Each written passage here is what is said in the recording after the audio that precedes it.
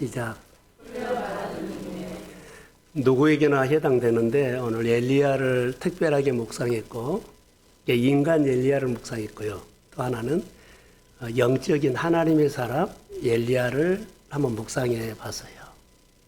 사람이지만은 하나님께 사로잡혀 있는 사람의 그렇게 묵상을 해봤더니 색깔이 다르더라고요. 저는 설교 준비를 하지만 늘 씨름하는 것 같아요. 내가 설교 준비냐, 하나님의 관계냐. 계속 이 싸움을 합니다. 본문을 통해서 엘리야가 하나님 만났고 오늘 사르밧 과부가 하나님을 만나는데요. 그분이 만난 하나님을 내 마음에 만나지 못하면 설교는 정보가 될 수 있다고 생각이 들어요. 그래서 씨름을 계속 하면서 다윗이 골리앗과 전쟁할 때 뭘 가지고 갔어요? 물맷돌. 저도 설교를 준비할 때 한 달을 살 때 골리앗이 물맷돌을 5개 추린 것처럼 저도 말씀을 5개 그렇게 골라가지고 설교를 한다고 생각이 돼요.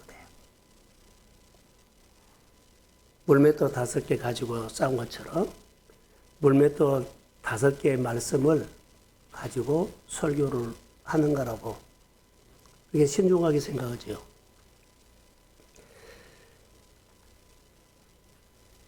우리가 신앙생활 할 때 지난주에 설교는 어땠어요? 아셀이었죠. 아셀에게 하나님의 축복을 하나 더 주는 사람 그랬죠.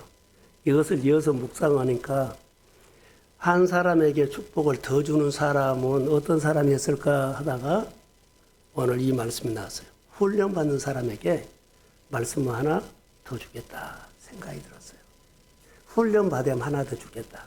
그래서 그 근거를 가지고 오늘 본문을 잡았고 제목도 잡았어요. 하나님은 엘리야를 만나는데 인간 엘리야를 만난 것과 하나님의 사람 엘리야를 만난 것은 달랐어요. 하나님의 사람 엘리야를 만날 때는 하나님의 방식으로 엘리야를 이끌어갔어요. 사람의 방식이 아니었어요. 하나님의 방식으로 엘리야를 이렇게 본문에 보면 엘리야에게 말씀이 임하니라. 엘리야에게 말씀이 임하니라. 이것이 하나님의 사람 엘리야를 만나는 그 방식이 이렇더라는 거예요. 그러니까 우리도 하나님을 만날 때 하나님을 나를 만나는 방식이 있을 거라고 봐요. 어떤 방식으로 하나님 내게 말씀하고 우리 일상에 이렇게 개입하시는가 이것을 소소히 한번 관찰해 볼 필요가 있어요. 그리고 답답하거나 문제가 풀어지지 않거나 그리고 하고 싶은 일이 있으면 궁금하니까 하나님께 질문하십시오. 질문하면 대답을 해. 예, 대답을 해. 인격적인 분이기 때문에. 그러니까 우리는 질문으로도 하고 답답하다고 하고 내 가슴 아친데 아니고 답답하면 하나님께 질문하십시오. 예, 내가 이렇게 답답합니까? 예, 막혔습니까? 주의 뜻이 어디 갔습니까? 주님은 능히 하실 수 있다고 믿습니다. 그 나를 불쌍히 여기시고 주님이 원하시면 이달이라도 오늘이라도 말씀으로 열어주십시오. 오늘 그 말씀을 하고 싶어요.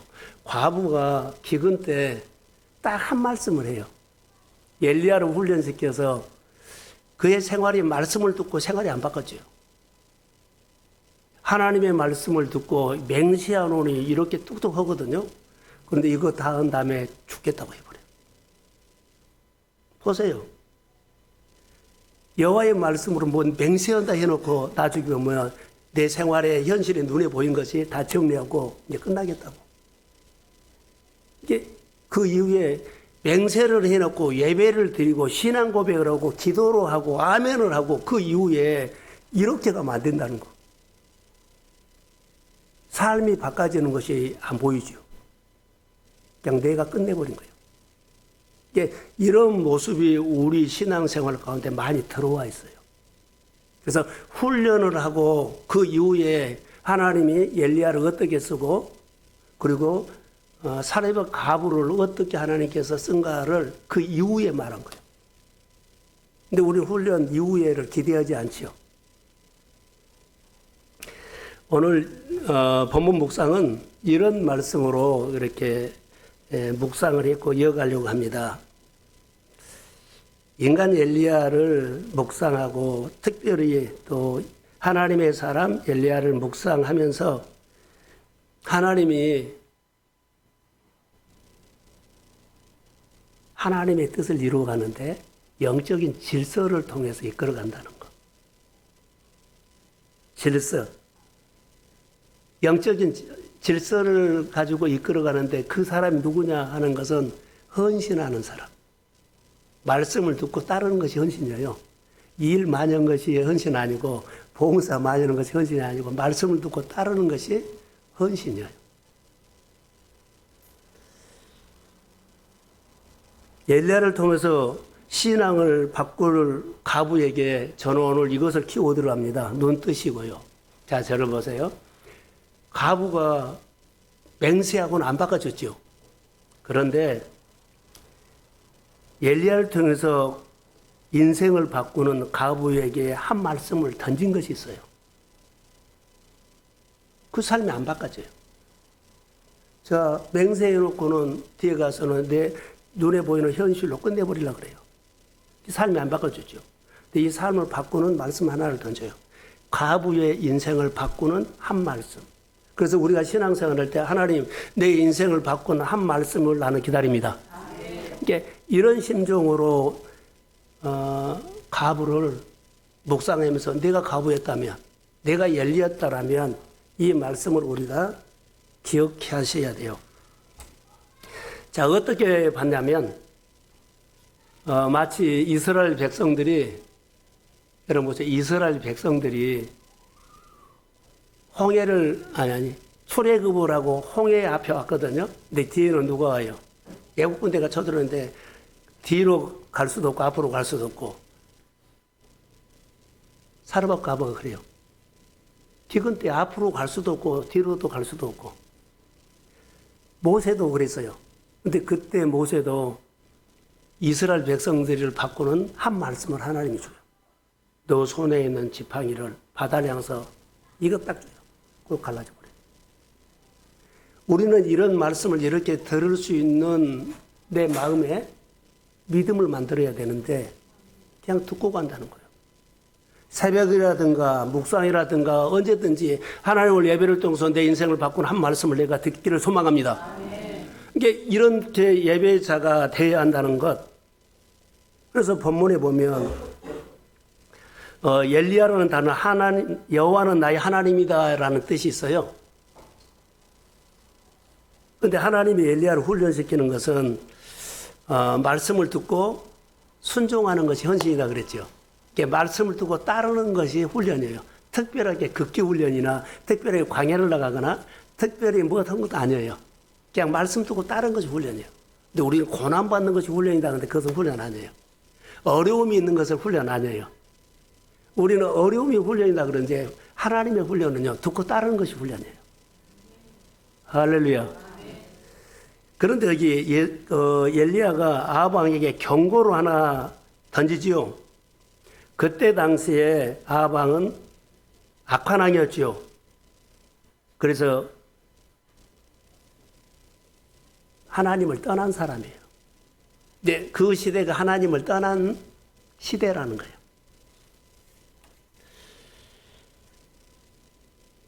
자, 그러면서 하나님이 엘리야를 통해서 일하시는 것을 다양하게 볼 수 있어요.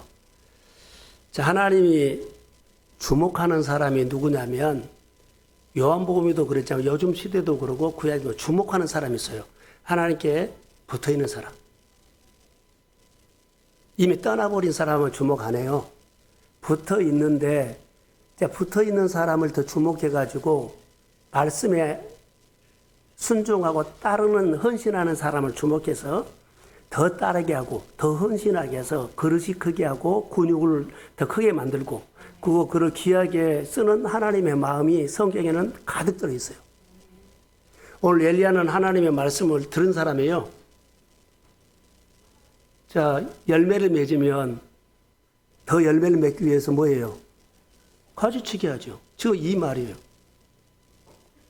그런데 고난을 통해서 한 것이 아니라 인격을 통해서 해요. 하나님은 하나님이 엘리야에게 말한 것을 듣고 순종하느냐? 순종할 때는 반드시 가지치기가 있고 따라가야 돼. 가지치기 아니면 따라가지 못해요. 두 가지 사건을 통해서 엘리야 마음속에 더 엘리야가 하나님과 가까이 또 엘리야를 훈련시켜서 더 큰 일을 하기 위해서 두 가지 훈련을 그 사건을 통해서 이루어가요. 첫 번째가 그리시네가를 부는 까마귀로 먹이는 거예요. 자, 까마귀로 먹이는데 제가 읽어드릴게요.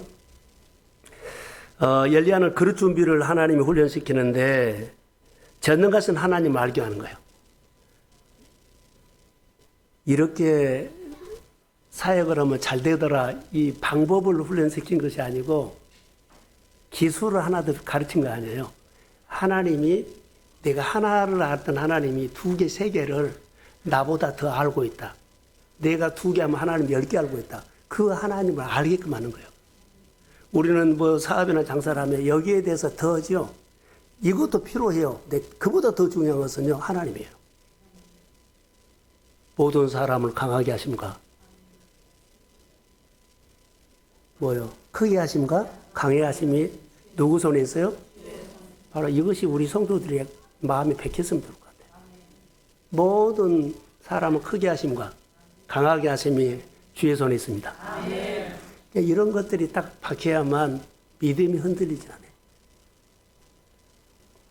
자, 2절에 보면 여호와의 말씀이 엘리야에게 임하여 이르시되 3절 너는 여기서 떠나 동쪽으로 가서 요단아 그리 시내가에 숨고 4절에 그 시냇물을 마시라. 내가 까마귀에게 명령하여 거기서 너를 먹이게 하라. 그가 여호와의 말씀과 같이 하여 곧 가서 요단아 그리 시내가에 머물매 까마귀들이 아침에 떡과 고기를 또 저녁에 떡과 고기를 가져오니라. 자, 엘리야를 하나님이 저는 여기 숨었다는 단어를 이렇게 좀 하려고 그래요. 하나님이 보낸 장소라고 보겠어요. 숨기셨다는 건데 도망간 것이 아니라 하나님이 보낸 장소로 누가 갔어요? 엘리야가 갔어요. 여러분 말씀하다가 도망가는 거 아니에요. 보내서 그렇게 하나님과 연결시켜서 가야지 딱 끊고 나 숨었어 도망갔어 이러면 안 돼요. 이게 모든 예배라든가 모든 사역에 우리 신앙성 하나님이 보내서 그곳에 갔어라고 괜찮아요. 근데 단절시키고 가면은 안 되는 거죠. 이건 하나님께서 보냈죠. 거기 갔어요. 숨어 있어요 지금. 하나님이 보낸 장소 그리시네가에 이렇게 목사님 그리시네가에서 거기서 뭘 했을까요? 나를 그리시네가로 보내신 하나님을 묵상하면서 하나님 더 의지해서 나에게 뭔 말할까? 이제 하나님 벗어났으니까 일터 벗어났으니까 환경 벗어나니까 내 마음대로 아니라 자기를 보낸 하나님을 거기서 묵상. 얘 보냈지? 얘 그리시네가에 보냈지? 은밀한 곳에 보냈지? 사람들은 만날 수 없는 그 깊은 곳에 보냈지? 이것을 하나님을 의지하는 것. 이것을 보게 됐고요. 말씀을 들으면 지금 말씀을 듣고 갔죠. 보냄을 받고 갔죠. 보냄을 받고 가면 가는 곳에 에너지가 생겨요. 거기서 묵상할 수 있는 에너지가 생겨요. 그냥 가면은 야 만사 다 풀어져 버리는데 말씀을 듣고 보냄 받고 가면 거기 가서 보낸 하나님을 묵상하는 거 생각하는 그 에너지가 생겨요.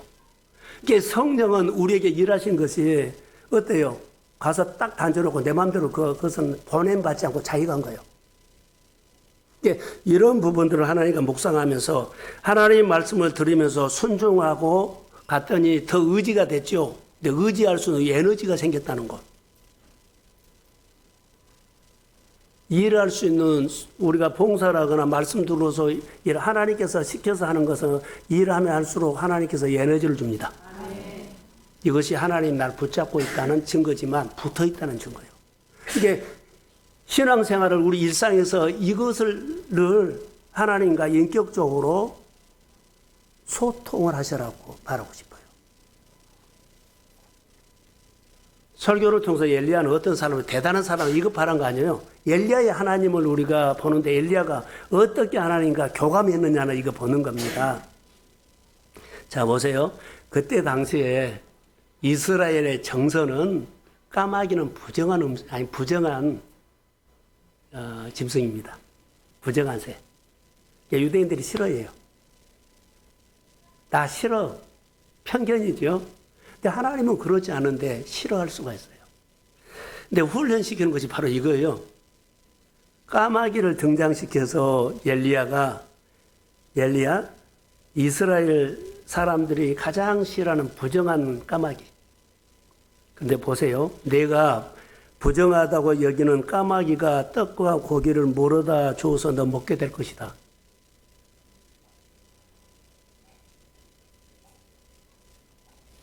사도행전 10장에 보면 베드로가 환상을 보다가 보자기에 짐승이 내려왔죠. 먹어라 그러니까 하나님 나 알잖아요. 안 먹은 줄 알잖아요. 그런 것처럼 그런 상황이 생겼어요. 그런데 부정하지 않고 그대로 받아들인 거예요. 근데 받아들일 때 자기가 가지고 있었던 모든 정서를 가지치기 한 겁니다. 다시 이 말은 무슨 말이냐면 낮추는 거예요. 하나님께서는 말씀을 하시면서 엘리야를 더 귀하게 쓰려고 낮추는 겁니다. 말씀을 순종하면서 낮춰지지 그냥 이거 내가 내 생각으로 이거 끊을 거야 버릴 거야 그건 낮춘 거 아니에요. 자기 생각이지. 그래서 엘리야는 하나님의 말씀을 듣고 정말로 그리시내로 가고 그리고 까마귀가 물어다 준 것을 이제 먹지요. 까마귀를 통해서 이제 먹는데 낮추는 겁니다. 지금 하나님 보시기에 하나님의 엘리야를 보시기에는 엘리야는 낮추는 시간이에요. 하나님의 엘리야를 쓰고 싶은데 어때요? 낮추는 시간이 필요해요. 그래서 하나님께서 지금 까마귀를 통해서 낮춘 겁니다. 가장 문제는 환경이 나빠서 우리가 일을 못한 거 아니에요. 엘리야의 마음속에 엘리야가 갖고 있는 신앙, 엘리야가 갖고 있는 종교의식, 이것이 항상 가로막거든요. 이것을 낮추는 거예요. 우리가 신앙생활할 때 우리 안에 자기 안에 있는 이것 오늘 보면서 엘리야가 나다면 하나님이 내가 싫어하는 거 있죠. 싫어하는 거, 내 마음에 이거 숨어 있는 거 있죠. 이것을 뭐라고요? 가지치기라고 하는 것과 똑같아요. 낮추요. 계속. 그래서 하나님이 낮추시는 시간이 엘리야에게 필요했다. 그래서 훈련한 겁니다. 하나님은 엘리야를 당장 어디로요? 갈멜산에 보내서 일할 수 있어요. 근데 안 보내요. 17장에 훈련해가지고 18장으로 가요. 자, 엘리야는 그리시네가에 숨어서 날마다 아침 저녁으로 주님을 바라보죠. 나를 위해 보냈지. 얘 까마귀를 통해서 나를 먹인다 그랬지. 우리 이스라엘 백성들 정서상 까마귀는 부정하이라고 안 먹은다. 얘 하필이면 까마귀야. 이렇게 나름대로 씨름하면서 그래도 하나님 말씀이 오라. 할렐루야.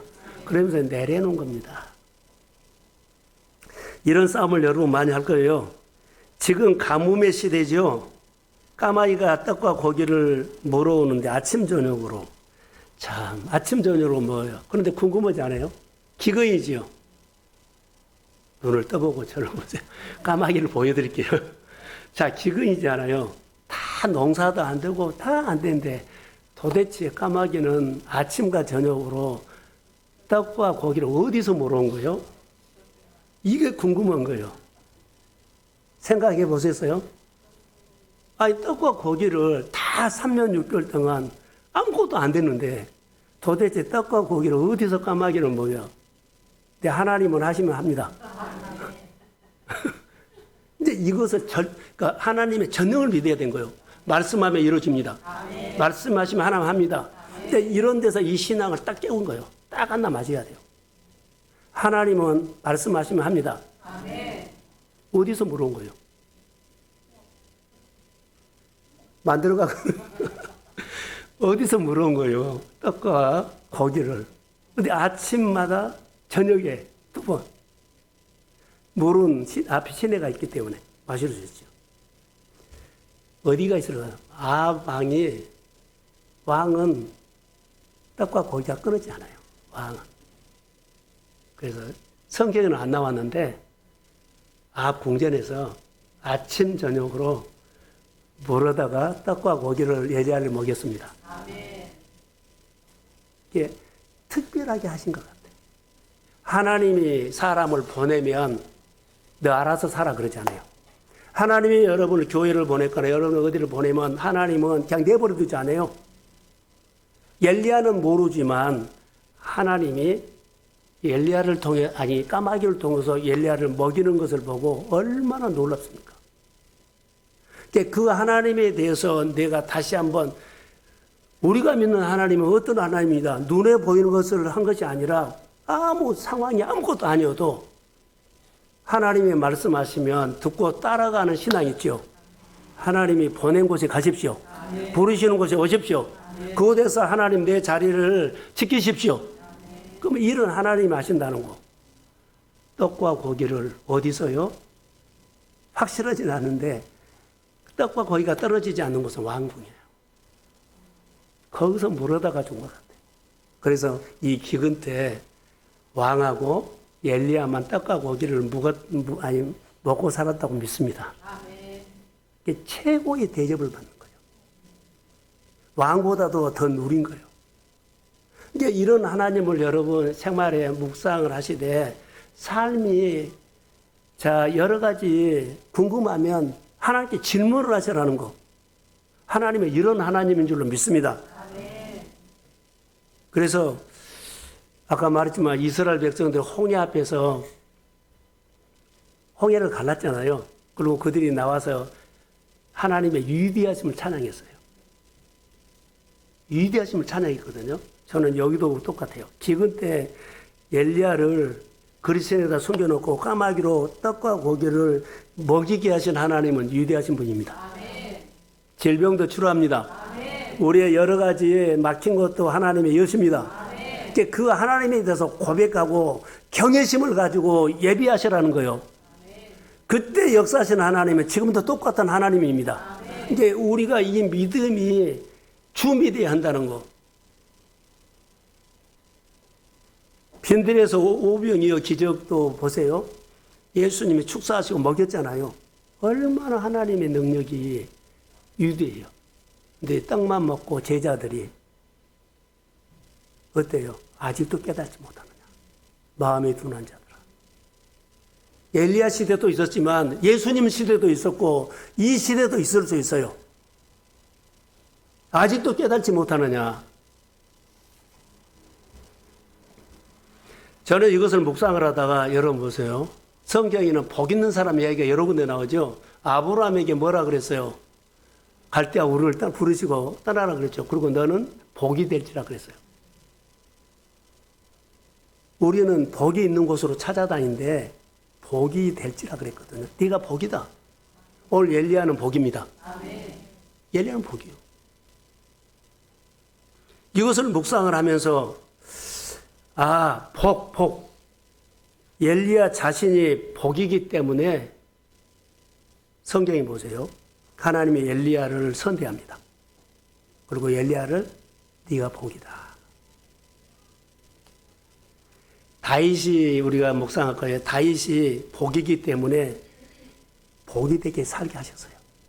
어디를 가든지 이긴다. 복이다. 다윗이 복이에요. 그가 가면 복이요. 가면 그가 점점 좋아. 가면 잘 돼. 지난주에 설교회 가는데 에셀이 가는 곳마다 보이죠? 땅이 좋은 땅 받았죠. 농사 잘 됐죠. 왕의 수라상에 올렸죠. 복이에요. 하나님은 우리 교회가 복이 된 교회 되기를 원합니다. 아멘. 우리 성도들이 복이 되십시오. 아멘. 여기서 이 말씀을 하나 우리가 건질 수 있어요. 엘리야가 복이더라고요. 여러분 이삭을 보세요. 이삭이 복이기 때문에 어디를 가서 농사를 하든지 농사 100배를 얻었죠. 이삭이 복이 됐어요. 복이 됐어요. 소가 양이 떼를 줄였죠. 잘 됐죠. 복이 됐어요. 그 당시에 우물만 파면 물이 나왔어요. 포기됐어요. 사랑하는 성도 여러분, 하나님의 손이 날 떠난 것을 느끼지 말고 여호와께서는요, 크게 하신가 강하게 하시면 주의 손에 있습니다. 다시 한번 주의 손을 붙잡으십시오. 이 시대를 거슬려 올라가고 우리가 신앙생활은요, 주의 손이 너희 크게 하신가 강하게 하시면 주의 손에 있습니다. 엘리야가 복이고 아브라함이 복이고 이삭이 복이고 다윗이 복인 것처럼 그 복이 우리가 복이 되길 원합니다. 그래서 말씀 앞에 서야 돼요.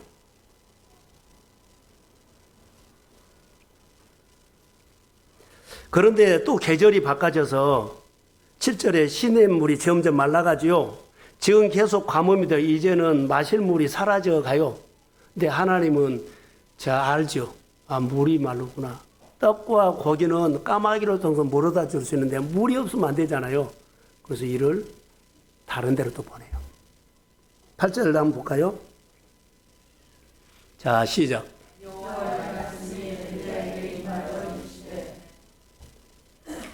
자, 2절에도 임했지만 여기 또 있죠. 여호와의 말씀이 엘리야에게 임하여 이렇게 나와죠. 저는 묵상을 하다가 엘리야가 하나님께 속은 것처럼 어떻게 해요? 이마에 갔더니 까마귀를 통해서 내가 가장 싫어하는 까마귀를 통해서 먹은 것은 기적이었지만 실황했거든요. 이번에는 하나님을 기대할까요? 안 할까요? 엘리야가 또 기대해. 하나님을 기대해. 엄청 기대합니다. 예, 오랜만에 하나님 말씀이 또 임했거든요. 지금 때 오랜만에 하나님의 음성이 들렸는데 엘리야가 얼마나 기대했을까요? 이렇게 묵상을 하면서 그런데 엘리야는 하나님의 말씀을 기대했는데 좀 마음에서 힘들어져요. 왜 그러냐면 내가 사르밧으로 보내서 가부에게 명령하여 내게 음식을 먹게 하겠다 하겠어요. 가부에게 말했으니까 가부를 찾아가면 너에게 음식 줄 거다 해요.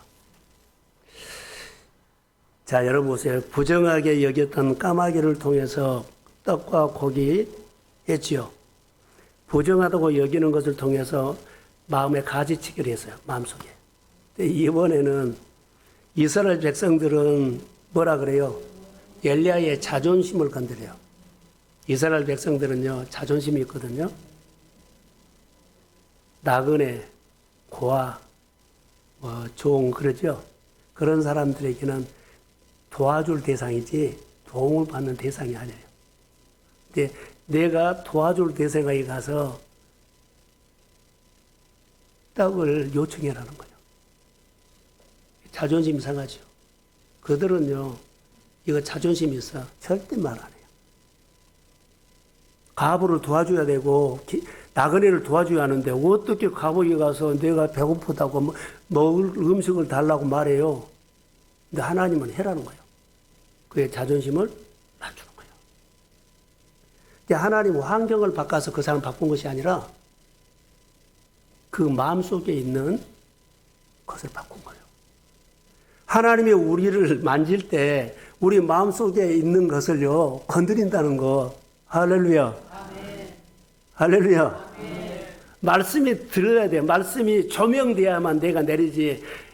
진리가 내 안에 들어오지 않으면 불이 꺼진 거예요. 말씀이 내 안에 들려야만, 하나님의 말씀이 내 안에 조명해야만 너는 이것이 있고 이것이 없다 이렇게 말해요. 그럼 내가 깨달아서 회개한다는 데 눈물 흘린 것이 회개가 아니라 생각을 바꾼 것이 회개예요. 우리는 기도하면서 막 많이 울어서 그게 회개해서 마음을 바꾸는 것이 회개라고요. 성령이 조명되어 가지고 우리에게 비춰주시면 너는 이거 약하구나, 이것을 할 수 있거나 할 수 없구나, 이것을 했을 때 듣고 내려놓든지 믿음으로 도전하든지 순종하든지, 이것이 성령이 내 마음에 조명해 준 것, 진리가 내 안에 있다는 거예요. 너희 안에 그리스도의 영이 없으면 그리스도의 사람이 아니다 그랬어요. 그러니까 하나님의 말씀을 여러분 들으십시오. 그러니까 예배는 엄청난 거예요. 그냥 가볍게 와서 예배 드리기보다는 여러분 예배가 예배되게 번제가 되십시오. 아멘. 그것이 너무 중요한 거요. 2절과 8절에서 여호와의 말씀이 엘리야에게 임하여 이르시되 그렇고 말씀을 해요.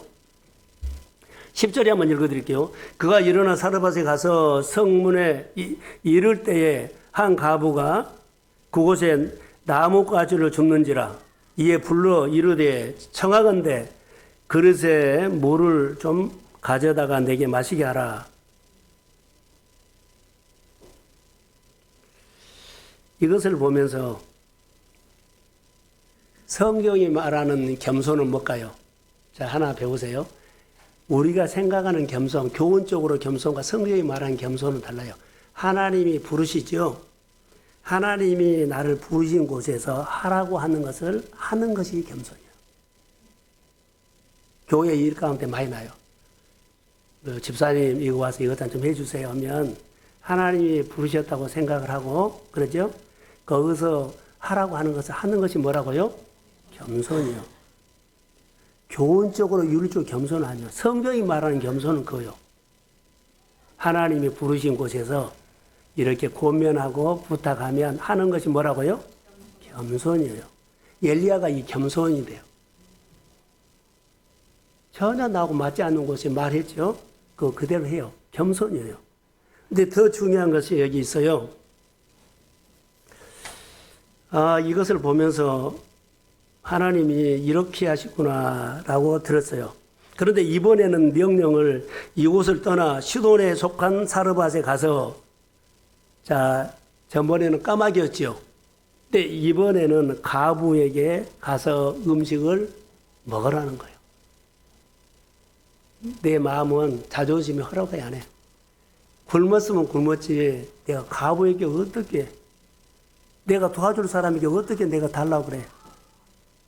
지금 이거 자존심 하나님 꺾은 거예요. 근데 겸손이 뭐라고요? 부르시는 곳에 그대로 하는 것이 겸손이에요. 이 훈련시킨 겁니다. 근데 엘리야가 하나님의 음성을 듣고 보세요. 첫 번째도 까마귀에게 가서 떡과 고기를 까마귀를 먹인다 그랬죠. 그때도 이해가 안 됐는데 이번에는 과부에게 음식을 얻어먹으라고 하니까 엘리야 입장에서는 더 이해가 할 수가 없는 거예요. 이해가 할 수가 없어요. 아니 음성 듣고 환경을 열어주고 내가 딱 마음에 맞는 것을 열어줄 줄 알았는데 더 이해가 안 되는 거예요. 과부에게 가서 가면 음식을 줄 것이다. 내가 말해놨다.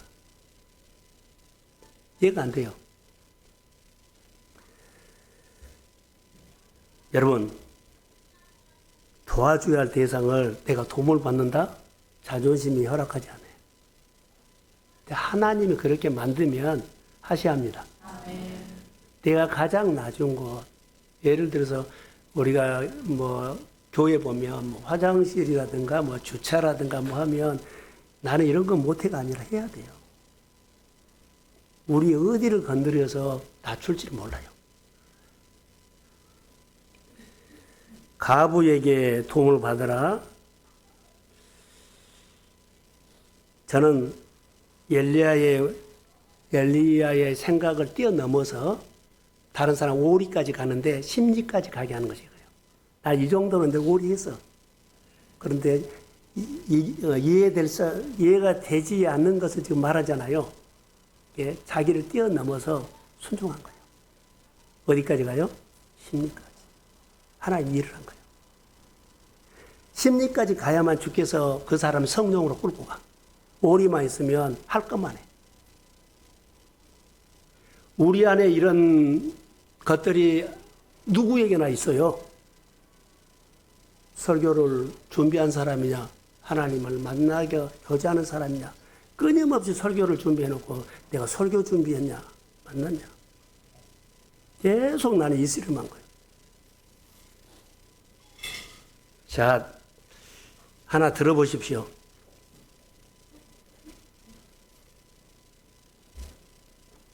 이것을 묵상하다가 순종이라는 단어를 제가 봤거든요. 여러분, 엘리야가 지금 하나님께 순종하죠? 겸손이 뭐라고요? 하나님 부르시는 곳에 시키는 대로 하는 것이 겸손이다 그랬죠. 하나 순종을 하면 그 다음에 똑똑하니 들려요. 하나님 소리가. 다시요. 내가 하나님 말씀 하나 순종하죠. 그 다음에 하나님이 나에게 말할 때 더 잘 들린다는 거예요. 또 하나님께서 말씀을 하죠. 그러면은 내가 순종을 하면 더 잘 들려. 더 해석이 잘 돼. 더 깨달아져. 이게 하나님과 친밀해진 거예요. 순종해야만 친밀해지고 인격적으로 주님의 마음과 교감이 되고 주님이 이러구나 친밀하면서 말씀이 하나 더 순종하면 더 친밀해지고 더 가까워지고 분명해지고 확실해지죠. 그러면 어느 날 그 말씀이 내 마음에 울림이 돼. 어느 날 그 말씀이 나에게 준 내마가 돼. 그 말씀을 따라가니까 제자가 됩니다. 한 말씀이 이렇게 중요하다는 거. 한 말씀을 우습게 여기면 안 돼요. 만약에 한 말씀을 우리 버릇처럼 말씀 하나를 내가 뭐라 그럴까요? 불순종하면 그 다음에 음성은 더 희미해져. 하나님의 말씀을 내가 불순종하면 그 다음은 더 희미해져. 그러면 누가 해? 내가 해. 내가 한다고. 내 방법으로 하고 내 틀로 하고 내 생각으로 한다고. 하나님의 말씀이 한 번 불순종하면 그 다음에 더 희미해지고 그 다음에 더 희미해지고 그 다음에 더 안 들리니까 누가 해요? 일은 해야 되는 누가 해요? 내가 하죠. 오늘 여기 가르친 거예요. 이 말씀. 이게 묵상을 우리가 그리스도 안에서 하면 유익이 많은데 안 하면은 여러분 둔해져. 보세요. 그 오병이의 기적 어마어마한 위대하신 하나님의 손이 나타났는데도 먹고 몰라요. 그 다음에 뭐요? 아직도 깨닫지 못하느냐. 겸손하셔야 돼요. 그래서 10절에 한번 제가 읽어 드릴까요? 10절.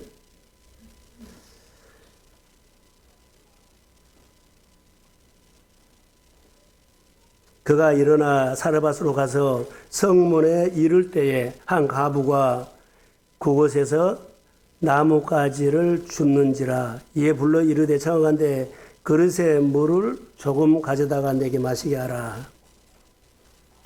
자, 저를 볼까요? 여기서 보면 이 10절에 피곤한 사람은 서서 들으세요. 자, 10절에 하나님 말씀을 순종했죠. 그런데요, 거의 사르밧의 성에 들어가니까 딱 내 눈에 보이는 사람 누구요? 과부가 나무를 줍는 거예요. 그래서 그 사람은 어떻게 만났어요? 순적하게 만난 거예요. 만약에 타이밍이 안 맞았자면 고생했을 거예요. 하나님의 말씀을 따라가면 하나님은 타이밍을 맞춥니다. 여러분의 일하는 거 보세요. 타이밍 맞춰요. 그냥 된 거 아니에요. 그러니까 이런 세심한 것 가지고도 하나님 내가 순종하면 내가 하고 싶을 때 하나님이 타이밍을 맞춰줄 줄로 믿습니다. 그러니까 이런 신앙이 우리 안에 에너지가 생겨야 돼. 아, 이렇게 하면 하나님이 나에게 순적하게 만나게 하거나 열어주거나 그때그때 역사합니다. 이런 믿음을 가질 수 있는 에너지를 준다는 거. 엘리야를 보세요. 갔더니 고생 하나도 안 했어요. 순적하게 딱 보자마자 그럼 물 달라. 순종하면 우리 삶도 순적하게 하나님이 살아계심으로 우리에게 간증을 주실 줄로 믿습니다. 11절에도 보시면 그가 가지러 갈 때에 엘리야가 그를 불러 이르되 청하건대 내 손에 떡 한 조각을 자 물을 달라 그러는데 물을 가지러 가요. 근데 다시 그 뒷모습을 보고 말을 하죠. 떡을 하나 만들어주라. 12절에 그가 이르되 당신의 하나님 여호와께서 살아계심을 맹세하노니 나는 떡이 없고 다만 통에 가루 한 군과 병에 기름 조금뿐이라. 내가 나뭇가지 둘을 주어다가 나와 내 아들을 위하여 음식을 만들어 먹고 그 후에 뭐 한다고요? 죽으리라. 이것을 묵상하다가 우리 모습이다라고 생각이 들었어요. 인간 엘리야지만은 하나님의 사람 엘리야를 묵상해서 하나님의 사람이 이런 사람을 만나구나. 여러분들이 뭐 성도지잖아요. 하나님의 사람이라면 누구 같은 사람 만나요? 과부. 이런 사람 만나. 엘리야는 뭐라고 말했어요? 그들은 떡을 만들어 먹고 이제는 그만두겠다 하거든요. 근데 엘리야는 기적을 주겠다고 말해요. 보세요. 엘리야는 나를 먼저 먹게 하라. 그 이후에 기적을 주겠다. 12절. 여기서 인정을 하면서, 그런데 여기서 보세요. 마지막에 우리 일상에서도 자기 생각하는 일을 하죠. 내가 생각했던 이거 일을 하고 나는 그만둘 거야. 나는 어디 갈 거야. 나는 뭐 할 거야. 이런 생각을 할 수가 있어요. 마지막에 음식을 먹고 그 이후에 죽겠다. 그만두겠다. 이런 언어지요. 여러분, 하나님의 살아계심을 인정했거든요. 이 사람이. 인정했어요. 근데 사르밧 과부의 삶은 아무런 변화를 일으키지 않아요. 자, 하나님을 인정한 건 사실이에요. 근데 그 삶이 하나도 변화 일으키지 않아요. 지금 우리의 고민이고요. 근데 우리는 이 고민을 안 해요. 예. 우리 안에 이것이 없어. 말씀이 없어. 여기까지요. 먹는 것까지요. 하나님 앞에 예배 드린 것까지요. 우리가 예수를 믿고 하나님의 살아계심을 신앙 고백하고 은혜 받고 그리고 예배 드립니다. 그런데 내 삶에 어떠한 변화도 일으키지 않는다는 것. 그대로 살고 그대로 한 달 지나고 1년이 지나가요. 여기서 제가 영적인 고민을 하게 됐어요. 아무런 삶의 변화가 없는 것은 영적인 고민을 해야 돼요.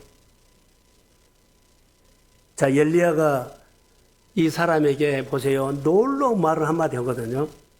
무슨 말을 하냐면 엘리야가 놀라운 말이에요. 과부 있죠. 과부의 인생을 바꾸는 한 말씀을 해요. 내가 먹고 죽는다 그랬죠. 근데 그것을 나를 먼저 먹게 해라는 이 말을 한 거예요. 과부의 인생을 바꾸는 말이에요. 이 말이 과부의 인생을 바꿔버려요. 우리는 아주 평범한 말인데 이 과부의 인생, 이 지금 때 앞으로도 못 가고 뒤로도 못 가는 이것 할 때 그 말 한마디에 이 인생이 바꿔져요. 인생을 바꾸는 말을 이 과부가 알아들어요. 이 알아듣는 줄 아세요? 9절에 보면 나와요. 너가 사르밧에 가면, 엘리야가 가면 과부에게 너를 음식을 주라고 말해 놨다 그래요. 근데 과부는 영적으로 좀 깨어 있는 것 같아요. 그래서는 여기 지금 이 엘리야가 말하죠. 분명히 자기 말을 해요. 먹고 죽겠다. 자, 끝내겠다. 그런데 엘리야의 말을 뭐라 그래요? 살리는 말이에요. 그의 지금 때의 인생을 살리는 말을 한마디 던져요. 나를 먼저 먹게 하라. 할렐루야. 이 말이 그의 인생을 살릴 줄은 누가 알았어요? 이제 살려내버려요. 그 후에 내 아들과 아들을 위해서 만들어 먹어라. 이 말을 하고 있어요. 정말로 이 말씀을 제가 묵상을 하면서 과부의 인생을 바꾸는 한 말씀입니다. 오늘 여러분, 우리가 설교를 듣거나 예배를 드려가 묵상을 하다가 내 인생을 바꾸는 한 말씀을 들으십시오. 아멘. 그러면 하나님이에요. 인생을 바꿔버려요. 기근 때요. 기근이 끝날 때까지 통에 가루가 떨어지지 않냐고 기름이 마르지 않는다 그랬어요. 이게 책임진다는 말이에요. 하나님께서 우리 아무것도 앞으로도 갈 수가 뒤로도 갈 수도 없는데 하나님의 말씀을 누가 엘리야를 통해서 과부가 들었던 것처럼 하나님은 누구에게든지 이런 말씀을 준다고 봐요. 내가 가장 싫어하는 거 있죠. 말도 안 되는 소리를 해요. 아니, 내가 이거 하려고 그러는데 너 그거 하지 말고 나한테 먼저 먹게 하라. 이 말을 들은 거. 이 말을 듣게 하려고, 이 말을 하게 하려고 엘리야를 훈련시킨 거예요. 보세요. 엘리야가 자존심을 세우면서 나 그거 못해요. 가보에게 어떻게 내가 얻어먹어요. 굶었으면 굶었지 그럴 수는 없어요. 다른 데 하지. 그럴 수 있어요. 내가 부정한 음식으로 하나님 여태 거룩하게 부정한 것을 내가 버렸는데 부정한 까마귀가 나를 먹여다 준 걸 내가 먹으라고요. 나 못해 이거. 우리 안에 너무 많이 있어요. 오늘 말씀을 듣고 사랑하는 성도 여러분, 내 인생을 바꾸는 한 말씀이 듣게 하려면 이거 내려놔야 돼요. 내 인생을 바꾸는 한 말씀을 들으려면 내려놔야 돼요. 그것이 우리를 살리는 말씀이라고 봐요. 엘리야가 이 말을 할 때 힘들었을까 힘 안 들었을까? 엘리야가 그 떡 나를 먹게 하라는 말이 얼마나 힘들었을까요? 근데 순종한 겁니다. 누구에게? 하나님께 순종한 겁니다. 하나님은 엘리야를 사르밧갈에 보낸 목적이 이거였어요. 한 사람의 인생을 바꾸려고 보낸 거예요. 떡 만들어 먼저 엘리야를 먹게 하라. 이 말씀 한마디예요. 근데 자존심 상하고 허락 안 했지만 하나님께 순종한 거예요. 하나님은 엘리야를 통해서 이 사르밧 가부 인생을 바꾸려고 한 거예요. 사랑하는 성도 여러분, 말씀을 들으십시오. 어떤 말씀이 내 인생을 바꾸는 말씀이 될지 몰라. 어떤 말씀이 내 가정을, 내 자녀를, 내 사업을, 내 자영업을 바꿀 말씀이 될지 아무도 몰라. 말씀을 다시 하나님의 명령으로 들으십시오. 이 말씀이 일하는 거예요. 모든 사람은 크게 하심과 강하게 하심이 누구 손에 있어요? 하나님 손에 있어요. 이렇게 적용을 해도 될 것 같아요. 여기서 보면서 과부의 인생을 바꾼 한 말씀이 정말로 부럽다. 하나님, 우리 교회도 이 말씀, 하나님이 성령을 통해서 한 말씀 우리 교회에 주십시오. 아멘. 믿음의 가정에 주십시오. 아멘. 바등바등 살고 이렇게 기근 때 앞으로도 가지 못하고 뒤로도 물러줍니다. 이런 상황이 있는 우리 교회의 현실과 우리 성도의 현실과 이 땅의 현실이에요.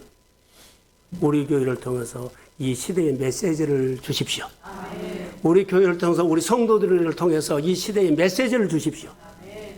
할렐루야. 아멘. 이렇게 다시 말할까요? 인간적인 엘리야는 못해요. 인간 엘리야는 절대 못해요. 자존심. 부정 어떻게 먹어요? 하나님의 사람 엘리야는 해요.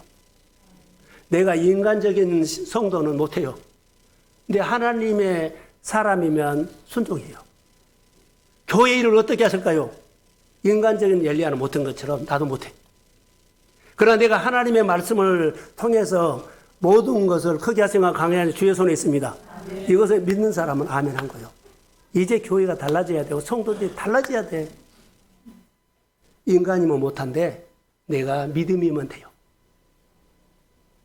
엘리야는 하나님이 그렇게 하라고 말씀하셨기 때문에 순종한 겁니다. 엘리야는 하나님 시킨 대로 한 겁니다. 여러분, 하나님의 말씀을 하셨으니 엘리야가 뭐라 그래요? 그렇게 한번 해보자. 가부에게 그렇게 한번 해보자. 설득을 했는지 명령인지 모르지만 여하튼 가부가 알아들었어요. 사실 기근 중에 가장 어려운 가부가 살 수 있는 처방은 이거였어요. 기근 중에 가부가 마지막 통에 가루, 기름에 마지막 하고 살 수 있는 길은 이 말씀이었어요. 하나님이 처방해 준 거예요. 기근이 끝날 때까지 통에 기름에 너희 살기, 너희 인생이 끝날 때까지 회사가, 장사타가, 자영업이 이 축복이 임할지어다. 아멘. 크게 받아야 돼요. 누구를 보지 말고 하나님을 봐야 돼요. 하나님이 얼마나 여기 보세요. 멋집니까? 정말로 멋지다. 정말로 위대하다. 하나님이 크게 하신가 강하게 하심이 주의 손에 있는 것 정말로 멋지다. 사실 하나님이 이미 가부에게 나타나서 말씀하셨지요. 우리에게 이미 은혜 줬어요. 앞으로 어떤 도전을 하든지 간에 믿음으로 한번 합시다. 하나님이 일하실 거예요.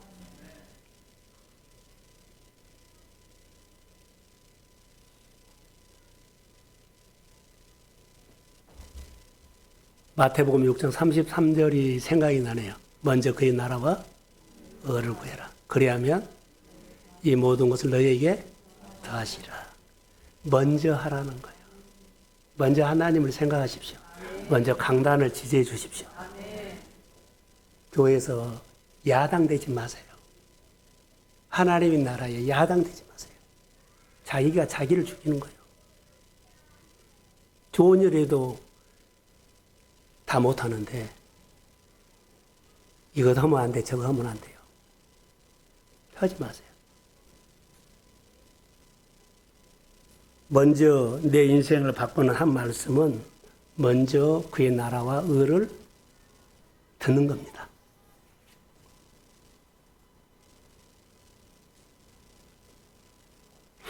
그 후에 어떻게 됐을까요? 엘리야를 쓰셨고 가부가 어때요? 순종하는 이후에 기근이 끝날 때까지 통에 어때요? 기름병에 떨어지지 않았어요. 언제 끝난지를 몰라요. 그러나 그런 기적을 먹고 살았던 이 가정을 보면서 여러분 은혜 받는 이후에 말씀은 내 인생을 바꾸는 말씀으로 늘 들리게 될 줄로 믿습니다. 은혜 받고 사모하십시오. 모든 말씀이 내 인생을 바꾸는 말씀으로 내 안에 아멘하고 들릴지어다. 그런 은혜가 교회 안에 영적으로 흐를지어다. 축복합니다.